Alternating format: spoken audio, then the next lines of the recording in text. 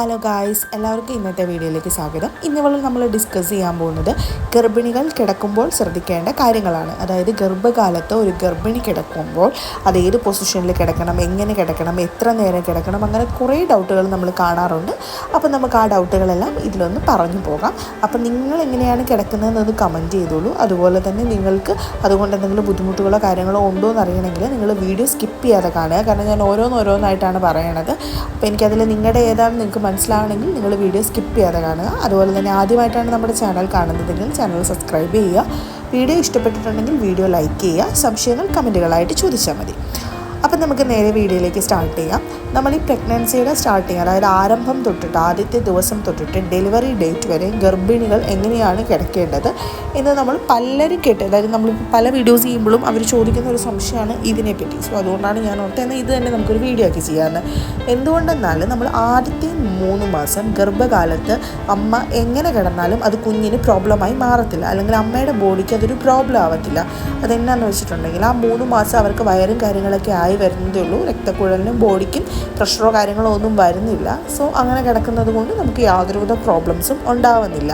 ചിലർ വലത് സൈഡ് അല്ലെങ്കിൽ ഇടത് സൈഡ് ചിലർ കമന്ന് കിടക്കുന്നവർ വരെയുണ്ട്. അപ്പോൾ ആദ്യത്തെ 2 മാസമൊക്കെ കമന്ന് കിടന്നു എന്നും പറഞ്ഞുകൊണ്ട് പ്രത്യേക കുഴപ്പങ്ങൾ വരാനില്ല. പക്ഷെ നമ്മളൊന്ന് സ്കാൻ എടുത്ത് നോക്കുമ്പോൾ അതിൽ എന്തെങ്കിലും ഇഷ്യൂസോ കാര്യങ്ങളൊക്കെ പറയുന്ന പേഷ്യൻസ് ഒരിക്കലും അങ്ങനെ കിടക്കരുത്. അത് ഡോക്ടറുടെ ഒരു ഗൈഡ് ലൈൻ എടുക്കേണ്ടി വരും. നമ്മളിപ്പോൾ ഇവിടെ കോമൺ ആയിട്ട് അമ്മമാരെങ്ങനെയാണ് കിടക്കേണ്ടത് അങ്ങനത്തെ കാര്യങ്ങളാണ് നമ്മൾ പറഞ്ഞു പോകുന്നത്. ഏത് പൊസിഷനായിരിക്കും നല്ലത്, നേരെ കിടക്കുന്നത് കൊണ്ട് എന്തെങ്കിലും ഇഷ്യൂസ് ഉണ്ടോ, ഇങ്ങനത്തെ കാര്യങ്ങൾ നമുക്ക് 1 by 1 പറഞ്ഞു പോകാം. ഇപ്പം നമ്മൾ ഓൾറെഡി പറഞ്ഞു ആദ്യത്തെ 3 മാസം അത് എങ്ങനെയാണെങ്കിലും കുഴപ്പമില്ല. അതായത് 4ാമത്തെ മാസം തൊട്ടിട്ട് അല്ലെങ്കിൽ 12 ആഴ്ച തൊട്ടിട്ട് നമ്മുടെ ആ 40 ആഴ്ച വരെയുള്ള കാര്യങ്ങൾ നമുക്ക് നോക്കാം. അപ്പം നമ്മൾ ഈ പ്രഗ്നൻസി സമയത്ത് ചിലർക്ക് ചില കംഫർട്ടായിട്ട് കിടക്കുന്ന ഇതാണ് എനിക്ക് നല്ലതെന്ന് ഒരു പൊസിഷൻ തോന്നുമായിരിക്കും. പക്ഷെ അങ്ങനെ ഒത്തിരി നേരം ഒരേ പൊസിഷനിൽ കിടക്കാൻ പാടില്ല. അതായത് ഒരേ പൊസിഷനിൽ ഒരുപാട് നേരം കിടന്നാൽ അവിടെ മരവിപ്പോ അല്ലെങ്കിൽ വേദനയോ ഉണ്ടാവാനുള്ള ചാൻസസ് ഉണ്ട്. അത് സ്വാഭാവികമായിട്ട് ഉണ്ടാവുന്നതാണ്. അന്നേരം നമുക്ക് ടെൻഷനാവും, ഇനിയിപ്പോൾ എന്തെങ്കിലും പ്രശ്നങ്ങളാണോ അല്ലയോ എന്ന്. സോ അങ്ങനത്തെ ബുദ്ധിമുട്ടുകൾ ഒഴിവാക്കാൻ വേണ്ടി ഒരേ പൊസിഷനിൽ ഒരേ നേരം കിടക്കാൻ പാടില്ല. നമ്മൾക്ക് ഒരു കൃത്യമായ പൊസിഷനിൽ നമ്മൾക്കൊരു ഇത്ര സമയം കിടക്കാം എന്ന രീതിയിൽ ഒരു അലാറിനൊക്കെ സെറ്റ് ചെയ്യുന്നത് ശീലമാക്കുന്നത് നല്ലതാണ്. സോ നമ്മൾ അങ്ങനെ ചെയ്യുമ്പോഴത്തേക്ക് നമുക്കൊരു ഒരേ പൊസിഷനിൽ കുറേ നേരം കിടക്കാതെ കുറച്ച് നേരം കഴിയുമ്പോൾ നമുക്ക് തന്നെ അത് ചേഞ്ച് ചെയ്ത് കിടക്കാനുള്ള ഒരു ടെൻഡൻസി അല്ലെങ്കിൽ നമുക്കത് ഓർമ്മ വരും. അതായത് നമ്മൾ ഒരേ പൊസിഷനിൽ ഒരേ നേരം കിടക്കുന്നത് ഒഴിവാക്കുക. അത് നമ്മൾ ഒരു അലാറിനോ കാര്യങ്ങളോ സെറ്റ് ചെയ്ത് നമ്മളതൊന്ന് ചേഞ്ച് ചെയ്യുക. ആ ശീലം നമ്മൾ ചേഞ്ച് ചെയ്ത് ഓരോ 10 മിനിറ്റ് അല്ലെങ്കിൽ ഓരോ 20 മിനിറ്റ് നമ്മൾ മാറി മാറി കിടക്കുന്നത് നമ്മൾ ശ്രദ്ധിക്കേണ്ടതാണ്. അങ്ങനെ ചെയ്യുമ്പോൾ നമുക്ക് ആ ബോഡിയിലുണ്ടാകുന്ന മരവിപ്പും ആ ഒരു വേദനയും കാര്യങ്ങളൊക്കെ നമുക്ക് കുറവായിരിക്കും നമുക്ക് വരുന്നത്.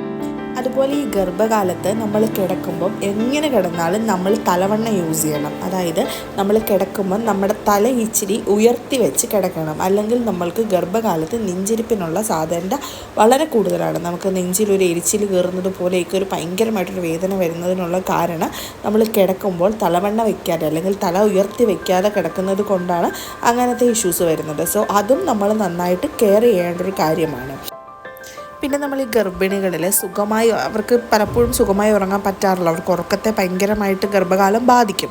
സോ ഇങ്ങനെയുള്ള സമയങ്ങളിൽ നമ്മൾ ചെരിഞ്ഞ് കിടക്കുമ്പോഴത്തേക്കും നമ്മുടെ നെഞ്ചിൻ്റെ ഭാഗത്തായിട്ട് ഒരു തലവണ്ണ വയ്ക്കുകയാണെങ്കിൽ അത് നമ്മളുടെ ഉറക്കം നമുക്ക് സുഖമാകാനും നമ്മുടെ ശ്വാസോച്ഛ്വാസം അല്ലെങ്കിൽ നമ്മുടെ ശ്വസനം എളുപ്പമാക്കുവാനും നമ്മളെ സഹായിക്കും. നമ്മളിങ്ങനെ നമ്മുടെ നെഞ്ചിൻ്റെ ഭാഗത്തായിട്ട് ഒരു തലവണ്ണയും കൂടി ഹോൾഡ് ചെയ്ത് വെക്കുന്നത് എപ്പോഴും നല്ലതാണ്. നമ്മുടെ ആ ശ്വാസം അല്ലെങ്കിൽ നമ്മുടെ ആ സുഖമായ ഉറക്കത്തിനിടയ്ക്ക് ഉണ്ടാകുന്ന ആ ഒരു ഡിസ്റ്റർബൻസും കാര്യങ്ങളും നമുക്കൊരു പരിധിവരെ അങ്ങനെ നമുക്ക് അവോയ്ഡ് ചെയ്യാൻ പറ്റുന്നതാണ്.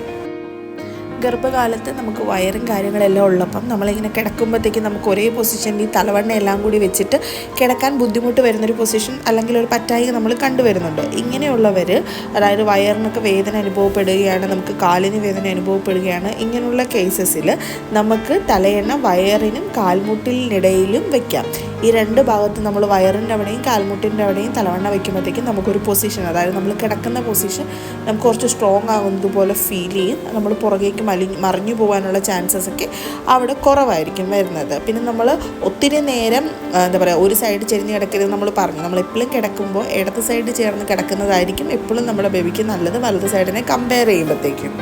ഇങ്ങനെ ചില ഗർഭിണികൾക്ക് ഒട്ടും ഉറക്കം വരാത്തൊരവസ്ഥ നമ്മൾ പറയാറുണ്ട്. സോ അവർ കിടക്കുമ്പോൾ കിടക്കുന്നതിന് മുന്നേ ആയിട്ട് ചൂടുവെള്ളത്തിൽ കുളിക്കുകയാണെങ്കിൽ അത് ആ ഗർഭിണിക്ക് കുറച്ചും കൂടി ഉറക്കം സുഖമാകാൻ വേണ്ടി നല്ലതായിരിക്കും. അതായത് ആ ചൂടുവെള്ളത്തിൽ കുളിക്കുമ്പോഴത്തേക്കും നമുക്ക് ഞരമ്പുകളെല്ലാം ശാന്തമാകാനും പെട്ടെന്ന് ഉറക്കം കിട്ടാനുമുള്ളൊരു ചാൻസസ് അവിടെ കൂടുതലാണ്. സോ ഉറങ്ങുന്നതിന് മുൻപ് ചൂടുവെള്ളത്തിൽ നമ്മൾ കുളിക്കുന്നത് നല്ലതാണ്. പിന്നെ ഗർഭിണികൾ എപ്പോഴും ഉറങ്ങുന്ന സമയത്ത് അയഞ്ഞ വസ്ത്രങ്ങൾ ഇടാൻ ശ്രമിക്കുക. കാരണം അയഞ്ഞ വസ്ത്രങ്ങളാണെങ്കിൽ നമ്മൾക്ക് എന്താ പറയുക, ഉറക്കത്തിന് അതൊരു ഡിസ്റ്റർബൻസ് ആവാതെ അല്ലെങ്കിൽ നമുക്ക് വയറ് വലിഞ്ഞു നിൽക്കുന്നത് പോലെ ഒരു ഫീൽ വരാതെ നമുക്ക് ഡിസ്റ്റർബൻസ് ആവാതെ സുഖമായി നമുക്ക് ഉറങ്ങാൻ പറ്റുന്നതായിരിക്കും. പിന്നെ ഗർഭകാലത്ത് ഗർഭിണികൾ ഉറങ്ങുന്നതിന് മുൻപേ തൊട്ട് മുൻപേ ആയിട്ട് വെള്ളം കുടിക്കുന്നത്, അത് ചിലർ നല്ലതാണോ ശരിയാണോ എന്ന് നമ്മളോട് ചോദിക്കാറുണ്ട്. ശരിക്കും പറഞ്ഞാൽ നമ്മൾ അതായത് ഗർഭിണികൾക്ക് അവർക്ക് ഓൾറെഡി വയറും കാര്യങ്ങളും ഉണ്ട്. അപ്പോൾ കിടക്കുന്നതിന് തൊട്ട് മുന്നേ അവർ വെള്ളം കുറേ കുടിക്കാതെ കുറേശ്ശെ ഇടവിട്ട് അതായത് നമ്മൾ ഉറങ്ങാൻ പോകുന്നതിന് ഒരു മണിക്കൂർ മുന്നേ തൊട്ട് ഇച്ചിരിച്ചെ കുടിച്ചു വരികയാണെങ്കിൽ അത് അവർക്ക് നല്ലതായിരിക്കും. അത് അവർക്ക് ഉറങ്ങാനും എല്ലാത്തിനും നല്ലതായിരിക്കും. അത് നമ്മൾ വെള്ളം കുടിച്ചു കഴിയുമ്പോഴത്തേക്കും അവർക്ക് പെട്ടെന്നൊരു ബുദ്ധിമുട്ട് കാര്യങ്ങളുണ്ടാകും. നമ്മൾ ഒറ്റയടിക്ക് കിടക്കുന്നതിന് തൊട്ട് മുൻപ് വെള്ളം കുടിക്കുമ്പോൾ. സോ നമ്മൾ വെള്ളം കുടിക്കുന്നത് ഉറങ്ങാൻ പോകുന്നതിന് തൊട്ട് മുൻപ് വെള്ളം കുടിക്കുന്നതിന് പകരം കുറച്ച് ഇടവേളകൾ നൽകി വെള്ളം കുടിക്കുന്നത് എപ്പോഴും നല്ലതാവും. പിന്നെ നമ്മൾ ഈ കിടക്കുമ്പോൾ നമ്മുടെ ബെഡ് ഗർഭകാലത്ത് മൃദുവായ, അല്ലാതെ നല്ല സ്പോഞ്ച് പോലത്തെ ബെഡുകൾ ചൂസ് ചെയ്യാതെ നമ്മൾ കുറച്ച് പരുക്കനായ ബെഡുകൾ ചൂസ് ചെയ്യുന്നതായിരിക്കും നല്ലത്. അങ്ങനത്തെ കിടക്കകളാകുമ്പോഴത്തേക്കും അവരുടെ ശരീരത്തിന് ആവശ്യമായ സപ്പോർട്ട് കിട്ടും. മറ്റേ സ്പോഞ്ച് പോലത്തെ കട്ടിലുകളാകുമ്പോഴത്തേക്കും നമ്മൾക്ക് ഒരു സപ്പോർട്ട് കിട്ടാതെ നമ്മൾ കിടക്കുമ്പോഴത്തേക്കും നമ്മളല്ലാത്ത സമയങ്ങളിൽ കിടക്കുന്നത് പോലെയല്ല. ഗർഭകാലത്ത് കിടക്കുമ്പോൾ നമുക്ക് നമ്മുടെ ബോഡിക്ക് ഒരു സപ്പോർട്ട് വേണം. സോ സ്പോഞ്ച് പോലുള്ള കട്ടിലുകൾ നമ്മൾ യൂസ് ചെയ്യുകയാണെങ്കിൽ നമുക്ക് ആ ഒരു സപ്പോർട്ട് കിട്ടത്തില്ല. സോ ഇച്ചിരി പരുക്കനായ കട്ടിലുകളിൽ പരുപരുത്ത കട്ടിലുകൾ നമ്മൾ യൂസ് ചെയ്യുന്നത് നല്ലതായിരിക്കും. ശരീരത്തിന് കിടക്കുന്ന സമയത്ത് നമുക്ക് സപ്പോർട്ട് കിട്ടാൻ പെട്ടെന്ന് ഉറക്കം ലഭിക്കാനും. പിന്നെ നമ്മൾ ഗർഭിണികളിൽ കണ്ടുവരുന്നൊരു സംശയമാണ് ഇവർ ഈ ചെരിഞ്ഞും അതായത് ഇടതുവശം വലതുവശം ചേർന്ന് കിടക്കുമ്പോൾ ഒരു വശത്തോട്ട്, ഇപ്പോൾ നമ്മൾ ഇടതുവശം ചേർന്ന് കിടക്കുന്നവരാണെങ്കിൽ അവർക്ക് പെട്ടെന്ന് വലതുവശത്തേക്ക് ചേർന്ന് കിടക്കാനുള്ള ടെൻഡൻസി വരുന്നു. അപ്പോൾ അവർ എണീറ്റിരുന്നതിന് ശേഷം നമ്മുടെ വലത് സൈഡിലേക്ക് ചെരിഞ്ഞ് കിടക്കണോ? അങ്ങനെ അല്ലാതെ അങ്ങനെ അല്ലാതെ കിടന്നിട്ടുണ്ടെങ്കിൽ അത് കുഞ്ഞിന് കഴുത്തിൽ പുക്കിൾക്കൊടി ചുറ്റാനുള്ള കാരണമാകുമോ? ഇത് നമ്മൾ കോമൺ ആയിട്ട് കേൾക്കുന്നൊരു ഡൗട്ടാണ്. ആക്ച്വലി ഇതെങ്ങനെയല്ല. നമ്മളിപ്പോൾ അങ്ങനെ കിടക്കുന്ന, അതായത് എഴുന്നേറ്റിട്ട് കിടന്നാലും ഇല്ലെങ്കിൽ നമ്മൾ ഒരേ പൊസിഷനിൽ തന്നെ തിരിഞ്ഞാലും ഈ കുഞ്ഞിൻ്റെ കഴുത്തിൽ പുക്കിൾക്കൊടി ചുറ്റില്ല. അതിന് കാരണം വേറെയാണ്. ഇതുവരെ നമ്മൾ യാതൊരുവിധ ബന്ധവും ഇല്ല. സോ അങ്ങനത്തെ ഒരു സംശയം വേണ്ട. ഇപ്പോൾ നിങ്ങൾക്ക് ഒരു സൈഡിൽ നിന്ന് മറു സൈഡിലേക്ക് തിരിഞ്ഞെടുക്കണമെങ്കിൽ നിങ്ങൾക്ക് എണീക്കേണ്ട ഒന്നും ആവശ്യമില്ല.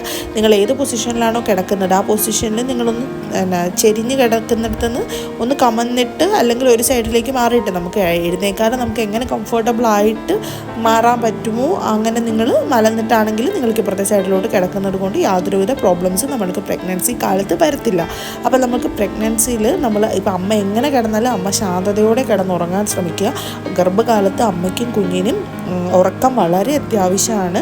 ഈ ഉറക്കം കുறைയുന്നത് മൂലം കുഞ്ഞുങ്ങൾക്ക് അമ്മയ്ക്കും പ്രോബ്ലംസിലേക്ക് എത്തുന്ന ചാൻസസ് നമ്മൾ കണ്ടിട്ടുണ്ട്. സോ നിങ്ങൾ നിങ്ങളുടെ കംഫർട്ടബിളായ രീതിയിൽ കിടക്കുക. ഈ പറഞ്ഞതുപോലെ പ്രഷർ കൊടുക്കാതെ കുഞ്ഞിന് യാതൊരുവിധ പ്രോബ്ലം വരാത്ത രീതിയിൽ കിടക്കാൻ ശ്രമിക്കുക. കിടക്കുമ്പോൾ പൊസിഷൻ മാറി കിടക്കുക. കിടക്കുന്നതിന് മുന്നായിട്ട് ഞാൻ ഈ പറഞ്ഞ കാര്യങ്ങളൊക്കെ ഒന്ന് ചെയ്തേച്ചും കിടക്കുക. അപ്പോൾ നമുക്ക് ഉറക്കവും കാര്യങ്ങളൊക്കെ നന്നായിട്ട് കിട്ടും. പിന്നെ ഇത് സംബന്ധമായി നിങ്ങൾക്ക് വേറെ എന്തെങ്കിലും ഡൗട്ട് തോന്നുന്നുണ്ടോ ഇത്രയും കാര്യങ്ങൾ കേട്ടിട്ടെങ്കിൽ നിങ്ങളതെനിക്ക് കമൻറ്റ് ചെയ്താൽ മതി. ഞാൻ ഡീറ്റെയിൽസ് പറഞ്ഞു തരാം. വേറെ ഇതിനെപ്പറ്റി ഡൗട്ട് എന്തെങ്കിലും ഉണ്ടെങ്കിൽ. വീഡിയോ ഇഷ്ടപ്പെട്ടിട്ടുണ്ടെങ്കിൽ ലൈക്ക് ചെയ്യാൻ മറക്കരുത്. അതുപോലെ നമ്മളിപ്പോഴും പറയുന്നത് പോലെ സബ്സ്ക്രൈബേഴ്സ് നമുക്ക് ആവശ്യമാണ്.